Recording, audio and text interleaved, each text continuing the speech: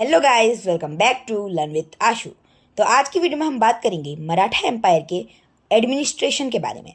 तो आप देखिए, आप चाहे कितना भी बड़ा एम्पायर बना लीजिए, उसे कितना भी प्रॉस्परस कर लीजिए, वो सक्सेसफुल, वो एम्पायर सक्सेसफुल तभी होगा जब आपका एडमिनिस्ट्रेशन का तरीका, आपका गवर्नेंस का तरीका अच्छा होगा।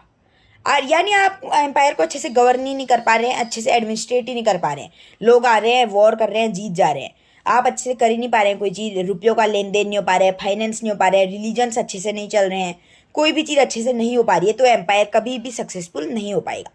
तो मराठा एम्पायर इंडिया का one of the most successful empire है। तो वो इतना सक्सेसफुल क्यों हुआ? खासकर अपने गुड एडमिनिस्ट्रेशन की वजह से। तो छत्रपति शिवाजी ने उसमें इतना अच्छा एडमिनिस्ट्रेशन बनाया था कि वो एम्पायर इतना सक्सेसफुल हो गया। तो छत्रपति शिवाजी ने क्या किया था, उन्होंने सबसे पहले तो बहुत सारे कुछ पॉलिसीज निकाली थी। जैसे कि जो भी आर्मी में जितने भी लोग सर्व करते थे, जितने ही मेल सर्व करते थे, अगर उनकी कभी डेथ हो जाती है तो उनकी जो वाइफ्स की जो विडो हो जाएंगी बाद में, उन्हें पेंशन्स दी जाती थी। और उन्हीं की वाइफ्स के जो बच्चे होते थे, यानी जो शहीद हुए हैं, उनके जो सन्स होते थे अगर हैं, तो उन्हें आर्मी में उनके बदले पोस्ट दी जाती थी। हेरिडेटरी पोस्ट को हटा दिया गया था, यानी फादर से सन में पोस्ट नहीं आएगी, जो काबिल होगा उसे पोस्ट मिलेगी। हेरिडेटरी पोस्ट हटा दी गई थी। और खासकर उन्होंने एक चीज की शुरुआत करी थी, अष्टप्रधान मंडल। यानी उसमें ये क्या, अष्टप्रधान मंडल क्या था? तो ये 8 लोगों की एक काउंसिल थी। छत्रपति शिवाजी ने 8 काबिल पोस्ट रखी थी, और इन काबिल पोस्टों पे बहुत सारे डिफरेंट लोग रहते थे, और इन्हीं की काउंसिल को कहा जाता था अष्टप्रधान मंडल। इनमें हर व्यक्ति की अपनी अलग अलग जॉब होती थी, और वो छत्रपति शिवाजी को सजेस्ट करते थे गुड आइडियाज। तो ये 8 लोगों में क्या क्या जॉब्स थी?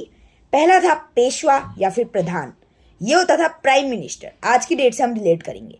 तो पहला पेशवा, जिसे आजकल हम प्राइम मिनिस्टर कहते हैं। दूसरा था सचिव।